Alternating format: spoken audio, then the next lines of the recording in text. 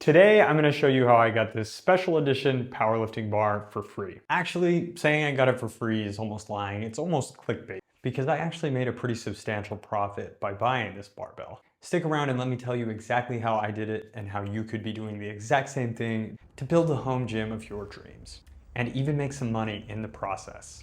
So let me take you back to the beginning.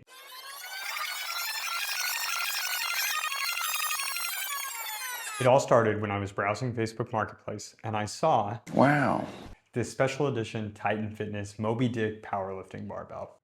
Now, truthfully, I didn't need another barbell.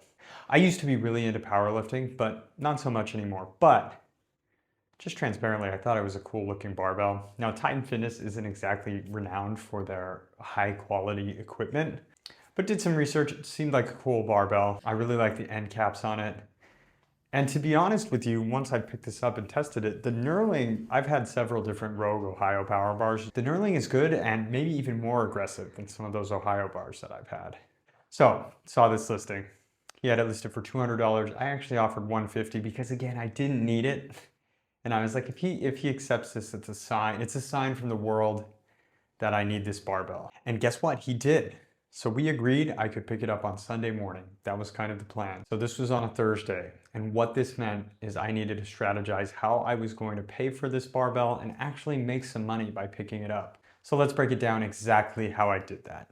I kind of scouted out the area. I knew where I was going to be picking up this bar. And the goal now was to find other listings reasonably close to this.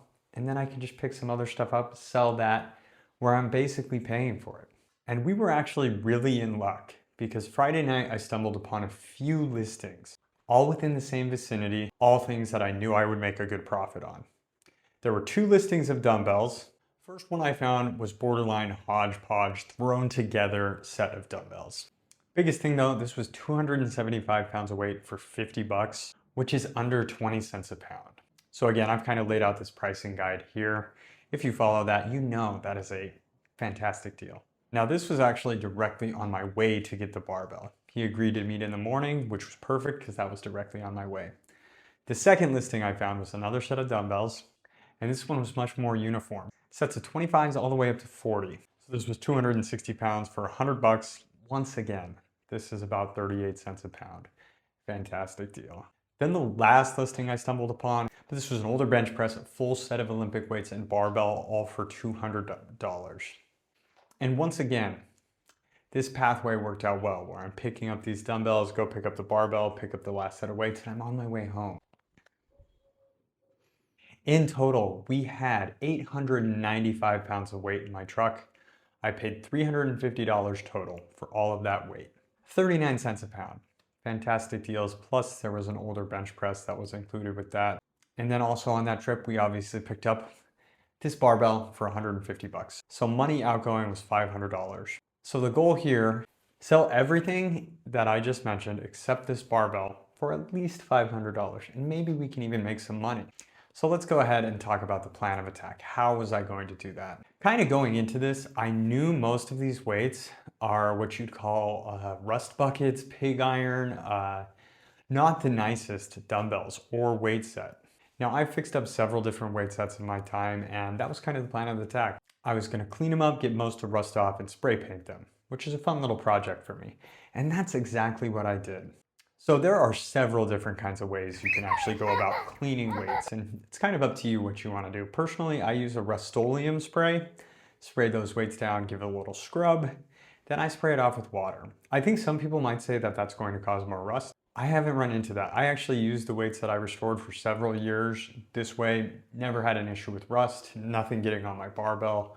Worked fine for me. That was about 2 years of use as well. So that was kind of the process I followed. I was scrubbing all these weights down, spraying them down, get some spray paint and spray them down. Now here's the thing, I paid 39 cents a pound for all these weights. I could probably list them and sell them as they are, kind of rusty, pretty beat up, and the profit difference wouldn't be that great. But it's gonna take me about an hour, 2 hours of my time to restore all these weights. And personally, if you ask me, would I rather lift this rusted weight or a nice new painted weight? I'm gonna take the painted weight 10 out of 10 times. Some people might disagree, but it's kind of a satisfying project. It's really, it's fun to see the difference on how they look prior, and then when you're finished, it's like, damn, that was pretty easy, and they turned out awesome. So that's exactly what we did here. We spray painted all these weights. Like I said, I'd come out here, spray a layer of paint. I give it about an hour to dry before flipping them over. I just set out some cardboard boxes. If you're like me, you have probably 70,000 Amazon boxes laying around. So I used those to spray paint these weights down, gave it about an hour, flipped them, sprayed the other side. Waited about 15 minutes, and then I colored in with a little sponge brush. You get some white paint and then just hover over those numbers, and it fills in really nicely. It's actually really easy. I've also seen people use the paint Sharpies, but I found the sponge brush is almost easier. You just glide it across. Works like a charm. This was the finished project, and let's go ahead and start breaking down now what I sold these items for. Again, our goal here is to sell everything that I'm going to list here and make at least 500 and then maybe even some more. So let's go ahead and break it down. First, the big sale here, I sold the 255-pound Olympic weight set. They turned out really nice, looked really good. Those sold for $240. And those sold within a day of me listing them. So really quick, get those out right away. And I also had the dumbbell set. I kept a dumbbell set together 20 through 40. Those were all a nice uniform set. They turned out really nice as well with the paint. Those sold also the exact same day, within a few hours actually. Someone stopped, I listed them I think around 5 p.m.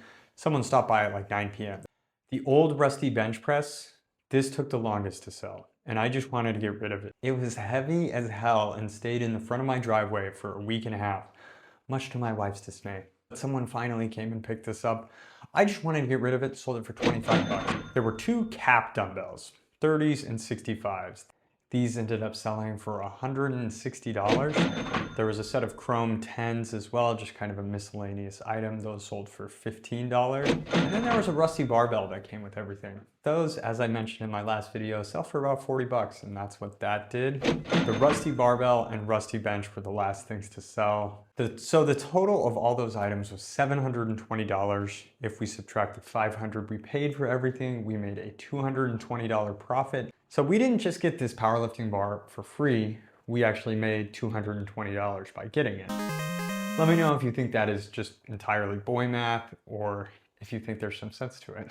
This is actually a strategy I've used several times where there is one item that I want in a whole gym setup.